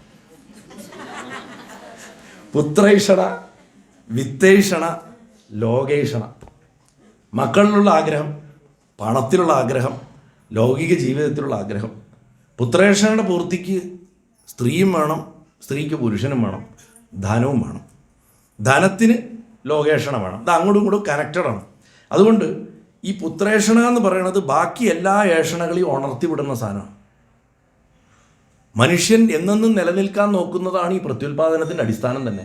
അതിന് കൊടുത്തിട്ടുള്ള വികാരമാണ് ഈ കാമം എന്ന് പറയുന്നത്. അപ്പോൾ അതുകൊണ്ട് പുത്രേഷണയാണ് എല്ലാറ്റിൻ്റെയും സ്റ്റാർട്ടിങ് പോയിന്റ്, സകലത്തിൻ്റെയും സ്റ്റാർട്ടിങ് പോയിന്റ് അവിടെ നിന്നാണ് തുടങ്ങുന്നത്. അങ്ങനെ ഈ 1 കോടി റാണിമാരെക്കാളും കൂടുതലും രജോഗുണം ഉണ്ടാക്കുന്ന അല്ലെങ്കിൽ താല്പര്യം ഉണ്ടാക്കുന്നത് പിന്നെ ഈ കുഞ്ഞിന് വേണ്ടിയുള്ള ഇദ്ദേഹത്തിൻ്റെ പ്രാർത്ഥനകളുടെ ഫലമായിട്ട് ഇദ്ദേഹം ചെയ്തു കൂട്ടിയ കാര്യങ്ങൾക്കൊരു കണക്കില്ല. നമ്മളും അങ്ങനെയാണ്. ഒരു വിവാഹം കഴിഞ്ഞു കഴിഞ്ഞാൽ ഉണ്ടാവുന്ന പോലെയല്ല, ഒരു കുട്ടി ഉണ്ടായി കഴിഞ്ഞു കഴിഞ്ഞാൽ പിന്നെ അവിടെ നിന്ന് അങ്ങോട്ട് ഒരു ബ്ലാസ്റ്റാണ്, അല്ലേ? ജീവിതം വേറൊരു വഴിക്കങ്ങോട്ട് പോകും. ഇത് തന്നെയാണ് ഇവിടെ സംഭവിക്കുന്നത്. അപ്പോൾ സ്ത്രീയാണ് സംസാരം, ആ സ്ത്രീ അല്ലെങ്കിൽ പുരുഷനാണ് സംസാരം. കാരണം പഴയകാലത്ത് ആചാര്യന്മാരൊക്കെ പുരുഷന്മാരായതുകൊണ്ട് ഇങ്ങനെ പറയും, നിങ്ങൾ വിഷമിക്കണ്ട, തിരിച്ചു വിചാരിച്ചാൽ മതി, അത്രേ ഉള്ളൂ. എന്താണെങ്കിലും ചിത്രകേതുവിന് മക്കളുണ്ടാവുന്നതിന് മുമ്പ് തന്നെ വളരെ പല ആഗ്രഹങ്ങളുണ്ടായിരുന്നു. അതാണ് ഈ 1 കോടി റാണിമാരെ കൊണ്ട് പറഞ്ഞത്. അങ്ങനെ ഇരിക്കുമ്പോൾ ഒരു ദിവസം അങ്കിരസ് മഹർഷി അവിടെ വരണം. എന്തുകൊണ്ടാണ് ഈ ബാക്കി മഹർഷിമാർ വരാണ്ട് ഈ അങ്കിരസ് വരണമെന്ന് ഞാൻ കുറേ കാലം അന്വേഷിച്ചു നടന്നുണ്ട്. വേറെ ആർക്കും വരാം, ഈ അങ്കിരസിനെ പോലെ ഇത്ര രൗദ്ര സ്വഭാവമുള്ളൊരു ഋഷി എന്തിനു വന്നു? കാരണം അദ്ദേഹത്തിൻ്റെ മുന്നിൽ അദ്ദേഹത്തിനാണ് അഥർവവേദം തോന്നിയത്. ഞാൻ പറഞ്ഞിരുന്നല്ലോ ഇന്നലെ. അത് തന്നെയാണ് ഇവിടെ റീസണും. അഥർവവേദം കാമനാപൂർത്തിക്കുള്ളതാണ്. ആഗ്രഹങ്ങൾ സാധിപ്പിച്ചെടുക്കാനുള്ള മന്ത്രങ്ങളും വിദ്യകളൊക്കെ അതിൻ്റെ അകത്തായിരിക്കുന്നത്. ബാക്കിയൊക്കെ മോക്ഷമാർഗവും മറ്റ് കർമ്മകാണ്ഡങ്ങളിലേക്കും പോകുന്നതാണ്. എന്തിന് സംഘടനാ സൂക്തം, നമ്മൾ ഈ ഐക്യമത്യ സൂക്ത പുഷ്പാഞ്ജലിക്ക് നടത്തുന്ന സംവാദ സൂക്തം എന്ന് പറയുന്നത് സംസമിദ്വസേ വൃഷന്നഗ്നേ വിശ്വാനര്യ എന്ന് പറഞ്ഞു തുടങ്ങണ ആ മന്ത്രം പോലും അഥർവത്തിലാണ് ഇരിക്കുന്നത്. അത് ഈ അങ്കിരസ് വരെ, ഈ അങ്കിരസിൻ്റെ മുന്നിൽ ആ കാളി പ്രത്യങ്കിരസ്സായിട്ട് പ്രത്യക്ഷപ്പെട്ടു. പ്രത്യങ്കിരസ് അങ്കിരസ് എന്ന് പറഞ്ഞത് 2 ഭാവങ്ങളാണ്, ഇരട്ട ഭാവങ്ങളാണ് അങ്കിരസിൻ്റെ. അവളുടെ അദ്ദേഹത്തിൻ്റെ മുന്നിൽ അധർവണ ഭദ്രകാളിയായിട്ട് പ്രത്യക്ഷപ്പെട്ടു. അവളെയാണ് നമ്മൾ പ്രത്യങ്കിര എന്ന് വിളിക്കുന്നത്. ഈ പ്രത്യങ്കിരയുടെ ഋഷി അങ്കിരസാണ്. അപ്പോൾ രൗദ്രം എത്രയായിരിക്കും അദ്ദേഹത്തിനെ ആലോചിച്ചത്. ഇങ്ങേര് എന്തിനും ഇവിടെ വന്നത് ഞാൻ ആലോചിക്കാറുണ്ടായിരുന്നു.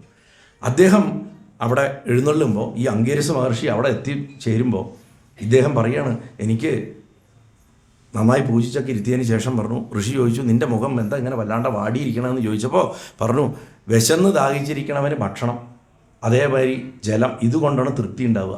എനിക്ക് കുഞ്ഞുങ്ങളില്ല, രാജ്യത്തിൻ്റെ അവകാശമില്ല, കുട്ടികളില്ലാത്തതിൻ്റെ ദുഃഖമാണ് എനിക്ക് എന്ന് പറഞ്ഞു.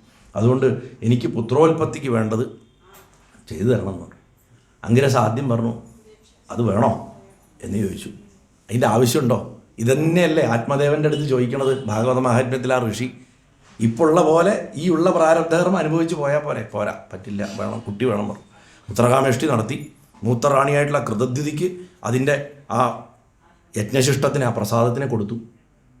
കൃതദ്യുതി എന്ത് കാര്യവും ചെയ്യുന്നതിൽ പ്രകാശം കാണുന്നവളാണ് അതിൻ്റെ അർത്ഥം. കൃതദ്യുതിയുടെ ചിത്രകേതുവിനെ പോലെയല്ല കൃതദ്യുതിക്കാണ് കൊടുക്കുന്നത്. ബാക്കി റാണിമാർക്ക് കൊടുത്തില്ല, ഇവൾക്ക് മാത്രമാണ് കൊടുത്തിട്ട് പറഞ്ഞു, നിനക്കൊരു മകനുണ്ടാവും, അതിൽ നിന്ന് നിനക്ക് ഒരേ സമയം സന്തോഷം ഉണ്ടാവും ദുഃഖം ഉണ്ടാവും എന്ന് പറഞ്ഞു. ഇത് പറഞ്ഞാൽ കൊടുത്തു. വേനൻ്റെ ജന്മത്തിലും ഇതാണ്, പൃഥുവിനെ കടഞ്ഞെടുക്കുന്ന വേനൻ്റെ ജന്മത്തിലും ഇതുപോലെയാണ് പറയണത്, സംഭവിക്കുന്നത്. എന്താണെങ്കിലും കൃതദ്യുതിക്ക് ഗർഭമുണ്ടായി, രാജകുമാരനെ പ്രസവിച്ചു, ആൺകുട്ടി. രാജാവ് 60 കോടി പശുക്കളെ ബ്രാഹ്മണർക്ക് കൊടുത്തു. ആ കുട്ടിയിൽ ഇങ്ങനെ രാജാവിന് സ്നേഹം ഇങ്ങനെ കൂട്ടി വന്നു. കുട്ടികൾ ജനിക്കുന്ന സമയം വരെ, ആ കുട്ടികൾ ജനിക്കണ നേരത്ത് അവർക്ക് മായയില്ല, അവരിൽ മായ ബാധിച്ചിട്ടുണ്ടാവില്ല, കൊച്ചു കുഞ്ഞുങ്ങൾ. അതുകൊണ്ട് കാണുന്നവർക്കൊക്കെ കൊച്ചു കുഞ്ഞിനോട് സ്നേഹം തോന്നും. മായയില്ലാത്ത ഏതൊരു വസ്തുവിനോടും നമുക്ക് അഗാധമായ സ്നേഹം തോന്നും. മായയില്ലാത്ത ഏറ്റവും പ്രധാന വസ്തു ഭഗവാനാണ്. അതുകൊണ്ടാണ് നമുക്ക് ഭഗവാനോട് ഇത്രയ്ക്ക് സ്നേഹം തോന്നുന്നത്. പിന്നെ ഭഗവാന്റെ പ്രതിരൂപമാണ് കുഞ്ഞുങ്ങളെന്ന് പറയാനുള്ള ഏക കാരണം ഇതാണ്. കൊച്ചു കുഞ്ഞുങ്ങളെ മായ ബാധിച്ച് തുടങ്ങേണ്ടാവുള്ളൂ, നമ്മളായിട്ട് ഉണ്ടാക്കി കൊടുത്തോളൂ. അത് വരും, അങ്ങോട്ട് വളരുമ്പോൾ 5 വയസ്സാകുമ്പോഴേക്കും നാശിപ്പിക്കും. 5 വയസ്സിലാണ് മനുഷ്യൻ്റെ മനസ്സ് പൂർണ്ണ സ്വഭാവത്തിലെത്തണത്. അപ്പോൾ അങ്ങനെ ഇരിക്കെ ഈ ചെറിയ കുട്ടിയോട് വളരെ സ്നേഹവും അറ്റാച്ച്മെൻറ്റും തോന്നി രാജാവ് അതിൻ്റെ അടുത്തുനിന്ന് മാറില്ല. അങ്ങനെയൊക്കെ ഇരുന്ന കാലത്ത് അദ്ദേഹത്തിന് പെട്ടെന്ന് എന്തോ ഒരു ആവശ്യത്തിന് പോകേണ്ടി വന്നപ്പോൾ ഇദ്ദേഹവും കൃതദ്യുതി അറിയാണ്ട് ആ കൊട്ടാരത്തിനുള്ളിൽ വേറൊരു സംഭവം നടക്കുന്നുണ്ട്. ഈ ബാക്കി 1 കോടി റാണിമാരിൽ ഈ ബാക്കിയുള്ള ആൾക്കാരുണ്ടല്ലോ, 99,99,999 ആൾക്കാർ അവിടെയുണ്ട്. ഇവർക്കൊക്കെ അസൂയയാണ്. അവർ ഈ കുട്ടിക്ക് വിഷം കൊടുത്തു, കുട്ടി മരിച്ചുപോയി. വിഷം കൊടുത്തവളും എല്ലാവരുടെ ഒപ്പം ഇരുന്ന് കരഞ്ഞു,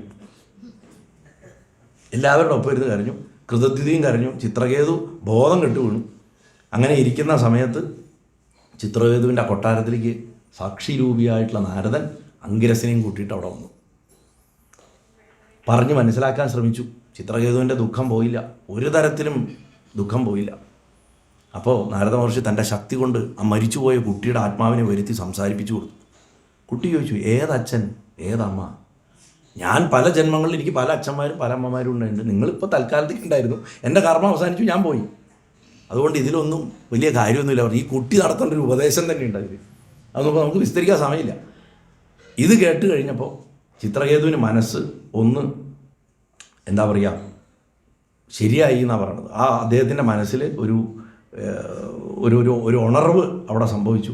അങ്ങനെ അദ്ദേഹം പറഞ്ഞു, എനിക്ക് ഉപദേശം തരണമെന്ന്. ആ ഉപദേശം തരണമെന്ന് പറഞ്ഞപ്പോൾ സംഘർഷണനെ ഉപാസിക്കാൻ, സംഹാരത്തിൻ്റെ ഭാവമാണ് ചതുർവ്യൂഹ സമ്പ്രദായത്തിൽ. ഇന്നലെ ഞാൻ വ്യൂഹം പറഞ്ഞപ്പോൾ വാസുദേവൻ സംഘർഷണനൊക്കെ പറഞ്ഞിരുന്നു ചുരുക്കിയിട്ട്. ആ സംഘർഷണനെ ഉപാസിക്കാനുള്ള മാർഗം പറഞ്ഞു കൊടുത്തു. 1000 തലയുള്ള 1000 ഭണങ്ങളുള്ള അനന്തനും ശേഷനും ലക്ഷ്മണനും ബലരാമനും ഒക്കെ ഇട്ടിരിക്കണ ഭഗവാനെ മഹാദേവനും രുദ്രനും സംഘർഷണനാണ് വൈഷ്ണവ സമ്പ്രദായ പ്രകാരം. നെറും അങ്ങനെയാണ്, വെളുത്തിട്ടാ വെളുന്നിരിക്കും, നീലപ്പട്ട കൊടുക്കുക. സംഘർഷണ സ്വഭാവം വളരെ അധികമുള്ളൊരു മൂർത്തിയാണ് ശ്രീകോവിലിൻ്റെ ഉള്ളിൽ വിരാജിക്കുന്നത് സ്വാമി. അപ്പം നാരദൻ ചിത്രകേതുവിൻ്റെ അടുത്ത് പറയും, നീ നിൻ്റെ മനസ്സിനെ ഏകാഗ്രമാക്കിയിട്ട് ഈ മന്ത്രത്തിൻ്റെ ഉപനിഷത്തിനെ ഗ്രഹിച്ച 7 രാത്രി കൊണ്ട് നിനക്ക് ഭഗവാനെ കാണാൻ സാധിക്കുന്നു. ആ മന്ത്രമുണ്ട്, നേരത്തെ ആചാര്യൻ ചൊല്ലിയിരുന്നത്. ആ മന്ത്രം നിഷ്ഠയായിട്ട് ഉപാസിച്ചാൽ ഭഗവാനെ കാണാൻ സാധിക്കുന്ന, ദർശനം കിട്ടുന്ന നാരദവാക്യമാണ്. മാത്രമല്ല നിൻ്റെ ഈ ഭേദഭ്രമം മാറിയിട്ട് നിനക്ക് മുക്തി കിട്ടും. അപ്പം മനസ്സിൽ അനവധി വിശാലമായിട്ടുള്ള കാഴ്ചപ്പാടുകളും സങ്കല്പങ്ങളും ഒക്കെയുള്ള ചിത്രങ്ങളുള്ള ചിത്രകേതുവിന് സാക്ഷിയുടെ രൂപിയായിട്ടുള്ള നാരദൻ സംഘർഷണനാകണ ബ്രഹ്മത്തിൻ്റെ സ്വരൂപത്തിന് ഉപദേശിച്ചു കൊടുക്കും. അതോടുകൂടി ചിത്രങ്ങളൊക്കെ നീങ്ങിക്കഴിഞ്ഞപ്പോൾ എന്തുണ്ടായിന്ന് വെച്ച് കഴിഞ്ഞാൽ ഭഗവാൻ പ്രത്യക്ഷപ്പെട്ടു, ഭഗവാൻ അനുഗ്രഹിച്ചു.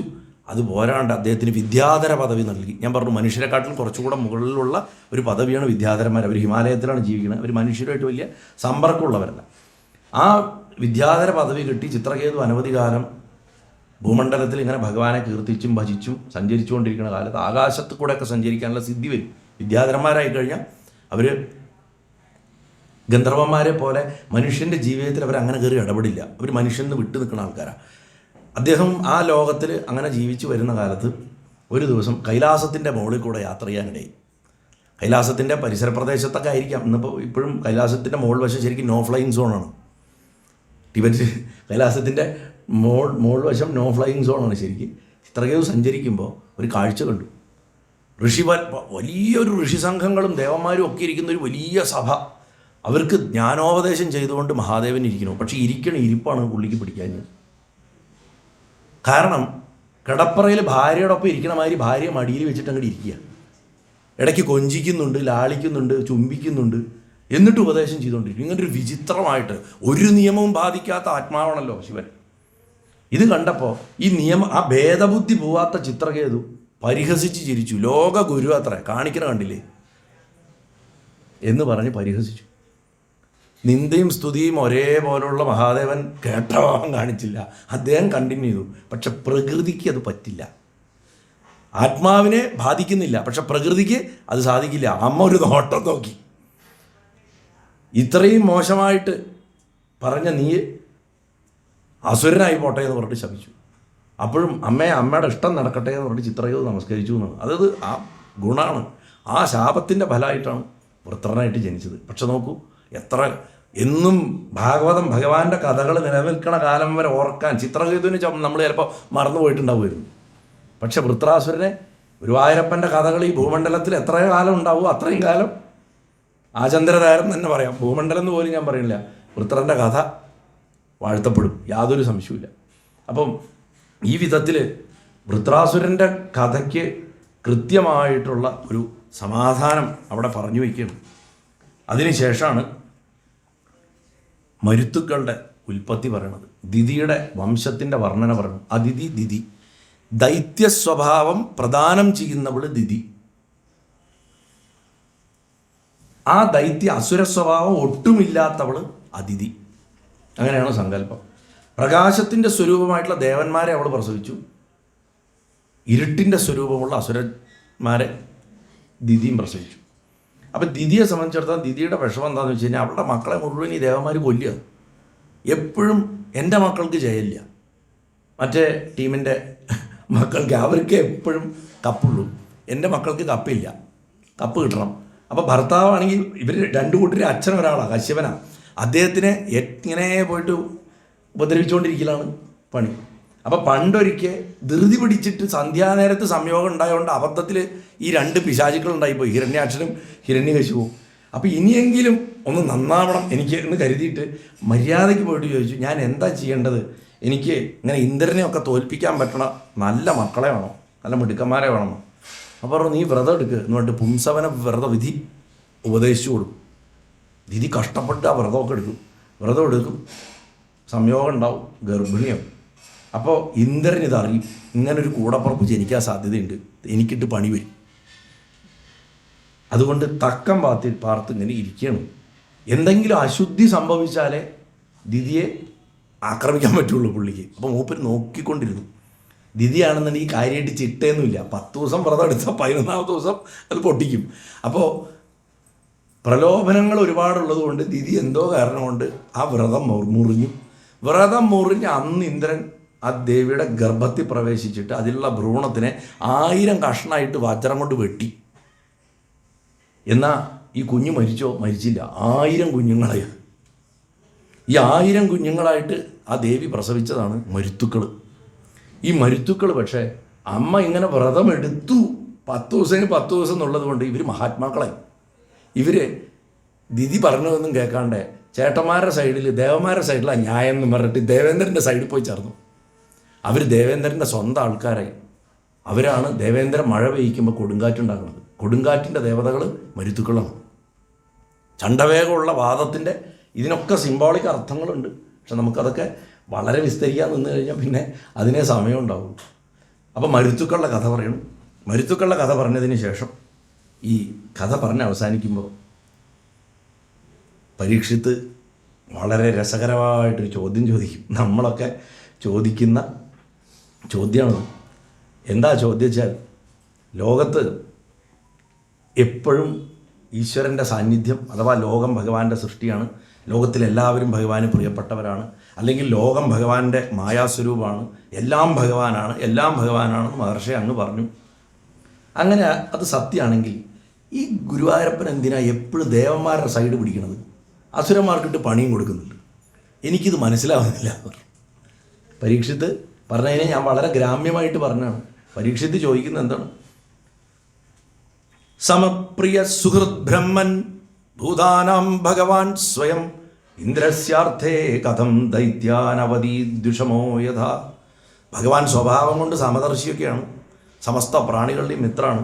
ആ സ്ഥിതിക്ക് സാധാരണ വിഷമദൃഷ്ടിയുള്ള മനുഷ്യരെ പോലെ നമ്മൾക്കൊക്കെയാണല്ലോ വൈരാഗ്യബുദ്ധി ഉള്ളത്. ഏത് വൈരാഗ്യബുദ്ധി? ദേഷ്യം ആൾക്കാരോട്. നമ്മൾ ഈ സാധാരണ മനുഷ്യരെ പോലെ ഈ ഇന്ദ്രൻ പറയണടത്തൊക്കെ പോയിട്ട് എന്തിനാണ് ഭഗവാൻ ഈ കൊലപാതകങ്ങൾ നടത്തുന്നത്? അല്ലെങ്കിൽ അവരെ എന്തിനാണ് തോൽപ്പിക്കുന്നത്? എന്തിന് ദൈത്യരെ കൊല്ലിക്കണം? ഭഗവാൻ കല്യാണസ്വരൂപനല്ലേ, അദ്ദേഹത്തിന് ദേവന്മാരുടെ ഒന്നും കിട്ടാനില്ലല്ലോ, പിന്നെ എന്തിനാ ഈ ദേവന്മാരെ സുഖിപ്പിക്കണത് എന്ന് ചോദിക്കുകയാണ്. മാത്രമല്ല താൻ തന്നെ നിർഗുണനായതുകൊണ്ട് ദൈത്യന്മാരോടും ഒരു തരത്തിലും അദ്ദേഹത്തിന് ദേഷ്യം ഉണ്ടാവാനും സാധ്യതയില്ല. നേരത്തെ പറഞ്ഞ നദിയുടെ അവസ്ഥയാണ് ഭഗവാന്. നല്ലവനോ കെട്ടവനോ എന്നുള്ള ഒന്നും ഭഗവാന് വിഷയമല്ല. നല്ലവരുടെ ഒന്നും കിട്ടാനുമില്ല, കെട്ടവരോട് ദേഷ്യവുമില്ല. അപ്പം ലാഭവുമില്ല, വിരോധവുമില്ല. ഇങ്ങനെ ഇരിക്കണേ, എല്ലാറ്റിലും നിറഞ്ഞു നിൽക്കണേ ഈ ഭഗവാൻ എന്തിനാണ് ഈ കാര്യം ചെയ്യണത്? എൻ്റെ ഈ സംശയം മാറ്റിത്തരണം. 7ാമത്തെ സ്കന്ധം ഇപ്പം തുടങ്ങും. ഞാനൊന്ന് കയറൊന്ന് മുന്നോട്ടിട്ടതാണ്. 7ാമത്തെ സ്കന്ധം 1-ാമത്തെ അധ്യായത്തിൽ 1-ാമത്തെ ശ്ലോകമാണ് ഞാൻ വായിച്ചത്. ഫസ്റ്റ് ഇവിടുന്ന് അങ്ങോട്ട് വേറൊരു ഭൂമിക തുറക്കാൻ പോകും. വിദ്വേഷഭക്തി എന്താണെന്ന് പഠിപ്പിക്കാൻ പോകും. കാരണം ഈ വിദ്വേഷഭക്തി പഠിപ്പിക്കുന്ന ആളുടെ മകൻ പറയണത് 9 ഭക്തിയുള്ളൂ എന്നാണ്. പ്രഹ്ലാദം പറയണത് ശ്രവണം, കീർത്തനം, വിഷ്ണു സ്മരണം, പാദസേവനം, അർച്ചനം, വന്ദനം, ദാസ്യം, സഖ്യം, ആത്മനിവേദനം എന്ന് പറഞ്ഞിട്ട് പറഞ്ഞു കൊടുക്കണു. പക്ഷെ 10ാമതൊരു ഭക്തിയുണ്ട്, അത് ഡിസ്കസ് ചെയ്യാറില്ല. അതാണ് ഈ വിരോധഭക്തി അഥവാ വിദ്വേഷഭക്തി. ആ വിദ്വേഷഭക്തി ഇവിടെ പറയുക. അപ്പോൾ ശുകദേവൻ സാധാരണ ഇങ്ങനത്തെ ഒരു ചോദ്യം, അതെന്താ ഭഗവാന് ഫേവററ്റിസം ഉണ്ടോ എന്ന് ചോദിച്ചാൽ നമ്മളാണെങ്കിൽ പറയും ഒന്നും മിണ്ടാണ്ടിരിക്കുന്നുണ്ടോ, ഭഗവാന് ദേഷ്യം വരും, ഇങ്ങനത്തെ ചോദ്യം ചോദിക്കരുത്. ഇതല്ലേ നമ്മൾ പറയാം കുട്ടികളോട്. കുട്ടികൾ ചോദിക്കുന്നത് ന്യായമായ ചോദ്യമാണ്. അപ്പോൾ ശുഗം പക്ഷെ അങ്ങനെ പരീക്ഷത്തെ ഡോണ്ട് ആസ്ക് സച്ച് നോൺസെൻസ് എന്ന് പറഞ്ഞില്ല. അത് വളരെ നല്ല ചോദ്യം നീ ചോദിച്ച്. എന്നിട്ട് പറയാം, ഈ ചോദ്യം പണ്ട് നിൻ്റെ മുത്തച്ഛൻ യുധിഷ്ഠിരൻ ഇതേ ചോദ്യം നാരദനോട് ചോദിച്ചിരുന്നു. അന്ന് അദ്ദേഹം പറഞ്ഞ കഥ പറയാമെന്ന് പറഞ്ഞിട്ട് നെക്സ്റ്റ് ഫ്ലാഷ് ബാക്ക് തുടങ്ങും. ആ കഥയിലേക്കാണ് പോണത്. എന്നിട്ടൊരു ശ്ലോകമുണ്ട്. നിർഗുണോപ്യഹജ്യോ വ്യക്തോ ഭഗവാൻ പ്രകൃതേ പര സ്വമായ ഗുണമാവിശ്യ ബാധ്യഭാതകതാം ഗതാ. പ്രധാനപ്പെട്ട ശ്ലോകമാണ്. 6ാമത്തെ ശ്ലോകം 7ാമത്തെ സ്കന്ധത്തിൽ 1-ാമത്തെ അധ്യായത്തിൻ്റെ. ഭഗവാൻ വിഷ്ണു ശ്രീഹരി വാസ്തവത്തിൽ നിർഗുണനും ജനിക്കാത്തവനും അവ്യക്തരൂപിയുമാണെങ്കിലും പ്രകൃതിക്കൊക്കെ അപ്പുറത്ത് നിൽക്കുന്നവനാണെങ്കിലും തൻ്റെ മായാഗുണങ്ങളെ ആശ്രയിച്ചുകൊണ്ട് സ്വയം ബാധ്യവും ബാധകവുമായിട്ടുള്ള ഭാവത്തിന് എടുക്കുന്ന, അതായത് ഒരു കർമ്മം ചെയ്യണവനും ആ കർമ്മത്തിൻ്റെ ഫലം അനുഭവിക്കണമായിട്ടും മാറിയും മറിഞ്ഞും അദ്ദേഹം രൂപമെടുത്തേക്കുന്നു. അതായത് ഒരാളെ കുത്തുന്നവനും കുത്തുകൊള്ളുന്നവനുമായിട്ടും മാറിയും മറിഞ്ഞും തൻ്റെ ഇഷ്ടത്തിനനുസരിച്ച് രൂപം എടുക്കും. 2ാമത്തെ പ്രധാന പാഠം ഇനി വരുന്നതെന്ന് പഠിക്കേണ്ട എന്താ വെച്ചാൽ, ഭാവം ആണ് എല്ലാറ്റിനും കാരണം എന്നുണ്ടെങ്കിലും ഭക്തിയുടെ കാര്യത്തിൽ വരുമ്പോൾ ഭാവമില്ലെങ്കിലും സ്മരണയുണ്ടായാൽ മതി. അതെങ്ങനെ സ്മരിച്ചാലും മോക്ഷമാണ്. കംസം പേടിച്ച് സ്മരിച്ചു, ഹിരണ്യകശിപു വിരോധത്തോടെ സ്മരിച്ചു, ശിശുപാലൻ അസൂയയോടെ സ്മരിച്ചു, രാവണൻ അഹങ്കാരത്തോടെ സ്മരിച്ചു. കിളിപ്പാട്ടിൽ തന്നെയുണ്ട്, എഴുത്തച്ഛൻ എഴുതി വെച്ചിട്ടുണ്ട്. രാവണൻ ഏകാന്തത്തിൽ ഇരുന്നിട്ട് മണ്ഡോദരി പോലും കേൾക്കാണ്ട പറയണത്, എനിക്ക് മോക്ഷമാണ് വേണ്ടത്, അതിന് പോയിട്ട് പക്ഷെ കാൽക്കൽ നമസ്കരിച്ചാൽ എൻ്റെ ഭഗവാൻ എനിക്ക് മോക്ഷം തരില്ല, അതുകൊണ്ട് യുദ്ധം തന്നെ എന്ന് മനസ്സിലിങ്ങനെ ചിന്തിക്കുന്നുണ്ട്. അത് ഒരു വളരെ എന്താ പറയുക, അദ്ദേഹത്തിൻ്റെ മനസ്സിൽ കയറിയുള്ളൊരു ചിന്തയത്. അതാണ് വിരോധഭക്തി എന്ന് പറയുന്നത്. വിരോധഭക്തിയാണ് അത്ര ഏറ്റവും ഫാസ്റ്റ് ട്രാക്ക്. ശരിക്ക് നാരദൻ അതിനെ എൻഡോഴ്സ് ചെയ്യുന്നുണ്ട്. നാരദൻ അതിനെ ബെസ്റ്റ് ഫോം ഓഫ് ഭക്തിയായിട്ട് ഹിരണ്യകശിപുവിൻ്റെ കഥ പറയുമ്പോൾ പറയുന്നുണ്ട്.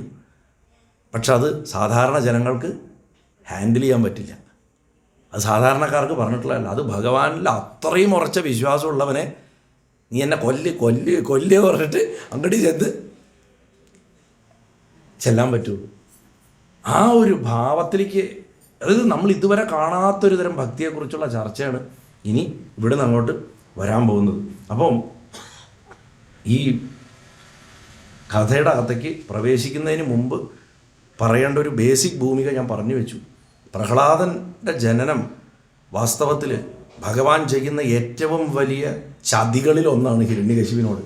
അതായത് ഏതൊരു ശത്രുവിനെ തേടിയാണോ പുറം ലോകത്ത് ഇവൻ നടക്കുന്നത്, ആ ശത്രുവിൻ്റെ ആരാധകനായിട്ടുള്ള ഒരുത്തനെ സ്വന്തം ബീജത്തിൽ നിന്ന് തന്നെ സൃഷ്ടിക്കേണ്ട ഗതികേടായിരുന്നു ഹിരണ്യകശിപുവിനുണ്ടായിരുന്നു. ഇതിലിപ്പരം വലിയൊരു ചതി ആരെങ്കിലും ചെയ്യൂ. അതുകൊണ്ടാണ് പറഞ്ഞത്, ഗുരുവായൂരപ്പൻ എന്തും തരുന്നത് വീട്ടിലാ തരിക, കുടുംബത്താ തരിക. നല്ലതാണെങ്കിലും ചീത്തയാണെങ്കിലും കുടുംബത്തെ തരുള്ളൂ. കുചേലന് കുടുംബത്താ കൊടുത്ത്. നാളെ കുചേല ദിനാണ്. എല്ലാ സമൃദ്ധിയും കുടുംബത്താ കൊടുത്ത്, കയ്യിലൊന്നും കൊടുത്തേച്ചില്ല. ഹിരണ്യകശിപുവിനും കുടുംബത്താണ് കൊടുത്തത്. പക്ഷേ അത് ഈ രൂപത്തിലാണ്. പ്രഹ്ലാദൻ എന്ന് പറഞ്ഞു കഴിഞ്ഞാൽ പ്രധാനമായിട്ടും ആദ്യത്തിൽ തന്നെ, തുടക്കത്തിൽ തന്നെ ആനന്ദസ്വരൂപൻ, ആഹ്ലാദസ്വരൂപനായിട്ടിരിക്കണമെന്നാണ് അതിൻ്റെ അർത്ഥം. ഞാൻ പണ്ട് നരസിംഹതത്വം പറഞ്ഞപ്പോൾ ഗുരുവായൂർ അറിയാതെ വന്നൊരു സെൻറ്റൻസാണ് ഇപ്പോൾ പെട്ടെന്ന് ഓർമ്മ വരുന്നു. അന്ന് പറഞ്ഞു, ഭഗവാന് പോലും ആ നരസിംഹം അനുഭവിക്കുന്ന ദുഃഖം കണ്ടിട്ട്, അല്ല പ്രഹ്ലാദൻ അനുഭവിക്കുന്ന ദുഃഖം കണ്ടിട്ട് ഭഗവാന് സഹിക്കാൻ പറ്റാണ്ട് സങ്കടം കോപമായിട്ട് മാറുക എന്ന് പറയും. സങ്കടം കോപമായി മാറിയിട്ടാണ് നരസിംഹമായിട്ട് വന്നത്. പക്ഷേ അവിടെ വന്നപ്പോഴുണ്ട് ദേ ചിരിച്ചുകൊണ്ടിരിക്കുന്നു കുട്ടി.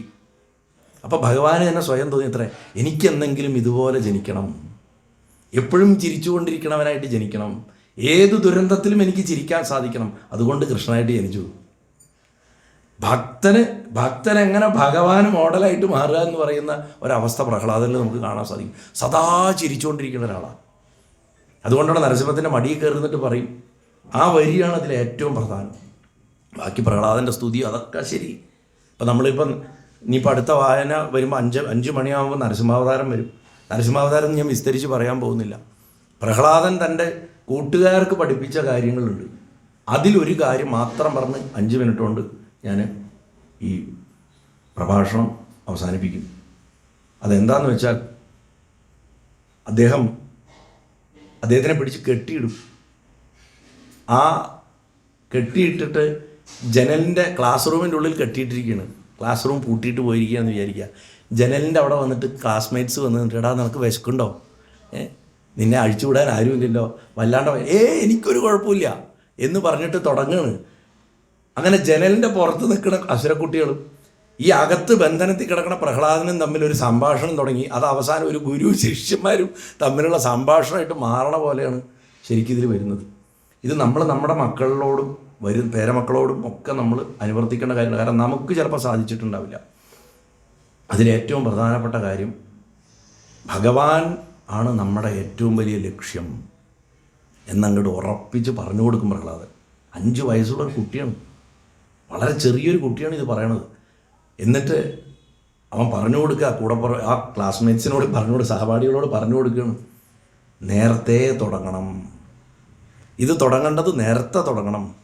എല്ലാവരോടും എനിക്കതാ പറയാനുള്ളത്. നമുക്ക് മുട്ട് വഹിക്കുമ്പോൾ നമസ്കരിക്കാൻ പറ്റണ കാലത്ത് നമസ്കരിച്ച് തുടങ്ങണം. നമുക്ക് ഇരുന്ന് ജപിക്കാൻ പറ്റണ കാലത്ത് ജപിച്ച് തുടങ്ങണം. ഒന്നുമില്ലെങ്കിലും ഞാൻ കഴിഞ്ഞ ദിവസങ്ങളിൽ പറഞ്ഞ മാതിരി ഗൃഹസ്ഥനായിട്ടുള്ളവർക്ക് പറഞ്ഞിട്ടുള്ള എല്ലാറ്റിലും ഭഗവാന്റെ ഒരു അംശത്തെ കാണാൻ പഠിപ്പിക്കുക കുട്ടികളെ. നമ്മുടെ സംസ്കാരം അങ്ങനെയായിരുന്നു. എന്തിനും ഒരു ഓട്ടോറിക്ഷ വിളിച്ച് വന്ന് പൈസ കൊടുത്തു കഴിഞ്ഞാലും ഒരു നന്ദി പറയാൻ പഠിപ്പിച്ചിരുന്നു പണ്ട്. അയാൾ ജോലിയാണ് ചെയ്യുന്നത്, എന്നാലും ഒരു താങ്ക്സ് പറയുക. ഇന്നിപ്പോൾ അങ്ങനെ താങ്ക്സ് ഇല്ല, താങ്ക്സും ഇല്ല, കോമൺ സെൻസും ഇല്ല, ഔചിത്യവും ഇല്ല, നന്ദിയും ഇല്ല. ഗ്രാറ്റിറ്റ്യൂഡ് ഇല്ലാത്തവനെ പ്രകൃതി കൊല്ലും. ഇനിയുള്ള കാലങ്ങളിൽ ദുർഗയും ഉമയൊന്നും ഇവിടെ ഉണ്ടാവാൻ പോകുന്നില്ല. കാളി മാത്രമായിരിക്കും റൂൾ ചെയ്യാൻ പോകുന്നത്. വാദിച്ചു കളയും. കാരണം എന്താണെന്ന് വെച്ചാൽ താങ്ക്ലെസ് ആയിട്ടുള്ള ജനറേഷൻസാണ് വരുന്നത്. എന്ന് വെച്ചിട്ട് നാളങ്ങളില്ല എന്നല്ല ഞാൻ പറയണത്, തീർച്ചയായിട്ടും ഉണ്ട്. കാരണം എസ്പെഷ്യലി കഴിഞ്ഞ 4 കൊല്ലത്തിൽ ഞാനിപ്പോൾ ഇതിലേക്ക് ഇറങ്ങിയതിന് ശേഷം അനവധി ചെറുപ്പക്കാരെ കാണുമ്പോൾ വലിയ സന്തോഷം തോന്നുന്നുണ്ട്. അപ്പം സ്റ്റാർട്ട് ഏർലി എന്നാണ് പറയണത്. എത്ര നേരത്തെ തുടങ്ങാൻ പറ്റുമോ അത്രയും നേരത്തെ തുടങ്ങുക. ഇതിനുള്ള വിത്തിട്ട് മുളപ്പിക്കുക എന്നാണ് പ്രഹ്ലാദൻ പറയണത്. മാത്രമല്ല ഭൗതികമായിട്ടുള്ള പ്ലഷറുകളുടെയൊക്കെ ആ ഫ്യൂട്ടിലിറ്റി എല്ലാ ആചാര്യന്മാരെ പോലെ ഈ കൊച്ചുകുട്ടി പറയുക, അതും ഒരു അസുരക്കുട്ടി, അസുരന്മാരോട്. അതുകൊണ്ട് ജന്മമല്ല വിഷയം, നമ്മുടെ ആറ്റിറ്റ്യൂഡാണ്, നമ്മുടെ കാഴ്ചപ്പാടാണ്. നമ്മുടെ കാഴ്ചപ്പാട് പരിവർത്തനം വരുത്തുക. കാഴ്ചപ്പാടിലാണ് ദേവനും അസുരനും ഇരിക്കുന്നത്, ജന്മത്തിലല്ല. അത് കൃത്യമായിട്ട് പ്രഹ്ലാദൻ്റെ ആ ഉപദേശത്തിൽ നമുക്ക് കാണാൻ സാധിക്കും. അനവധി കാര്യങ്ങൾ അദ്ദേഹം പറയുന്നുണ്ട്. നാമത്തിൻ്റെ മഹാത്മ്യ കാര്യങ്ങൾ പറയുന്നുണ്ട്, എല്ലാവരോടും നാരായണനാമം ജപിക്കാൻ പറയുന്നുണ്ട്. നമ്മൾ അതിൽ മാത്രം പിടിച്ചു നിൽക്കും. അതല്ല, അതിലെ കോർ സന്ദേശം ഇതാണ്. ഇപ്പോൾ പ്രാരബ്ധമില്ല, നമുക്കൊക്കെ 5-6 വയസ്സേ ഉള്ളൂ, മാക്സിമം 7 വയസ്സേ ഉള്ളൂ. ഇപ്പോൾ നാമം ജപിക്കുക. നാളെ കുറച്ചുകൂടെ കഴിഞ്ഞ് കഴിഞ്ഞാൽ നമുക്ക് മറ്റ് പെൺകുട്ടികളെയൊക്കെ ഒന്ന് വായ നോക്കണം എന്നൊക്കെ തോന്നും, മനസ്സൊക്കെ മാറും. പിന്നെ അത് കഴിയുമ്പോഴേക്കും ജോലിക്ക് പോകണം തോന്നും, ജോലി ആയി കഴിഞ്ഞാൽ കല്യാണം കഴിക്കണം തോന്നും, വീട് വെക്കണം തോന്നും, അത് കഴിഞ്ഞാൽ കാറ് വാങ്ങണം തോന്നും, രണ്ടാമതൊരു കാറ് വാങ്ങണം തോന്നും, രണ്ടാമതൊരു കുട്ടി വേണം തോന്നും. ഇങ്ങനെ പോവും. പിന്നെ അവർക്ക് ജോലി കിട്ടണം, അവരുടെ കല്യാണം നടക്കണം. ഇങ്ങനെ പോയി പോയി പോയി അവസാനം വരുമ്പോൾ നമുക്ക് കയ്യിനും കാലിനും വയ്യാണ്ടാവും, മക്കളൊക്കെ നമ്മളെ ഇട്ടിട്ട് പോവും എന്നൊക്കെ പറഞ്ഞ് പ്രഹ്ലാദൻ ഇവരെ ശരിക്കും വരട്ടും. അത് വരട്ടലല്ല, ഒരു കൊച്ചു കുഞ്ഞാണെങ്കിലും ഒരു ദീർഘവീക്ഷണത്തോടു കൂടിയിട്ടുള്ളൊരു ഉപദേശമാണത്. ആ ഉപദേശത്തിൻ്റെ ഫലമായിട്ട് ഈ ജനലിൻ്റെ പുറത്തിരിക്കുന്ന പിള്ളേർ മുഴുവൻ അവിടെ പടിഞ്ഞിരുന്നിട്ട് നാരായണനാമവും അത് ഉറക്കെ ചൊല്ലിക്കൊണ്ട് ഈ ചങ്ങല കിടക്കുന്ന ആൾ ക്ലാസ് റൂമിൻ്റെ ഉള്ളിൽ ഇരുന്നിട്ട് അങ്ങോരും ചെല്ലാൻ തുടങ്ങി. ചുരുക്കി പറഞ്ഞാൽ നാരായണാലേ ആയി ശുക്രൻ്റെ ആശ്രമം. അവിടുന്ന് എന്ത് സംഭവിച്ചു എന്നുള്ളത് നമുക്ക് അവതാരം കഴിഞ്ഞതിന് ശേഷം നമുക്ക് കേൾക്കാം. എല്ലാവരെയും ആ നരസിംഹമൂർത്തി മനസ്സ് നിറഞ്ഞ് അനുഗ്രഹിക്കട്ടെ. നാരായണാഖില ഗുരോ ഭഗവൻ നമസ്തേ. ഗുരുവായൂരപ്പ സർവേശ്വര ഭഗവാനേ സ്വാമിയേ ശരണമയ്യപ്പ.